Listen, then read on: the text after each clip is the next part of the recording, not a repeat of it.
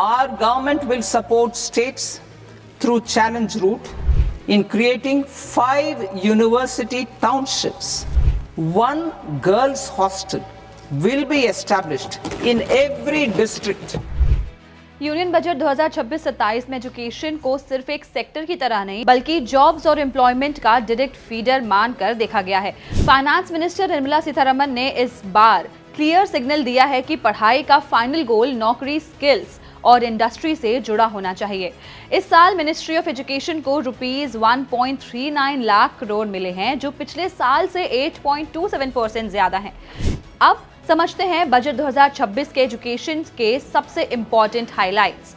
पहला है एजुकेशन से एम्प्लॉयमेंट तक का डायरेक्ट लिंक। गवर्नमेंट एक हाई पावर्ड कमिटी बनाएगी जो ये देखेगी कि एजुकेशन सिस्टम को सर्विसेज, टेक्नोलॉजी, हेल्थ और टूरिज्म जैसे सेक्टर्स के साथ कैसे बेटर जोड़ा जा सकता है।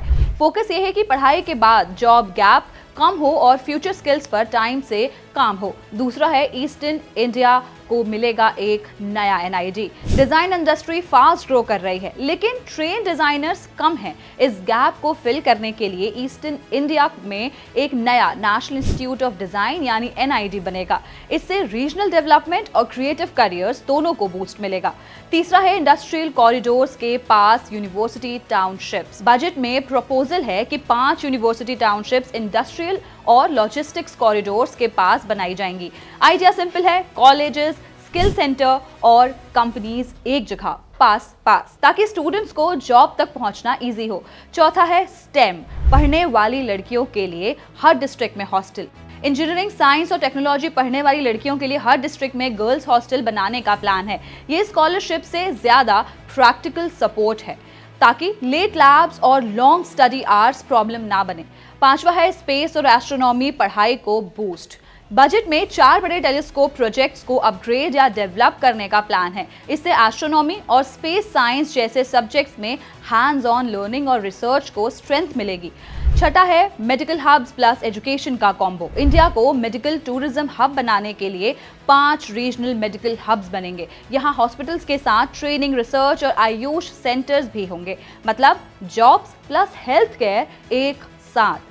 सातवां है हॉस्पिटैलिटी और टूरिज्म के लिए फोकस्ड ट्रेनिंग। होटल और टूरिज्म सेक्टर के लिए एक नेशनल इंस्टीट्यूट ऑफ हॉस्पिटैलिटी बनेगा। साथ ही 10,000 टूरिस्ट गाइड्स को शॉर्ट टर्म ट्रेनिंग मिलेगी ताकि टूरिज्म में क्वालिटी और एम्प्लॉयमेंट दोनों बढ़े।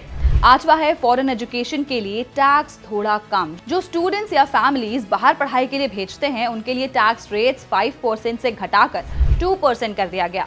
इससे ओवरसीज एजुकेशन का अपफ्रंट कॉस्ट थोड़ा कम होगा।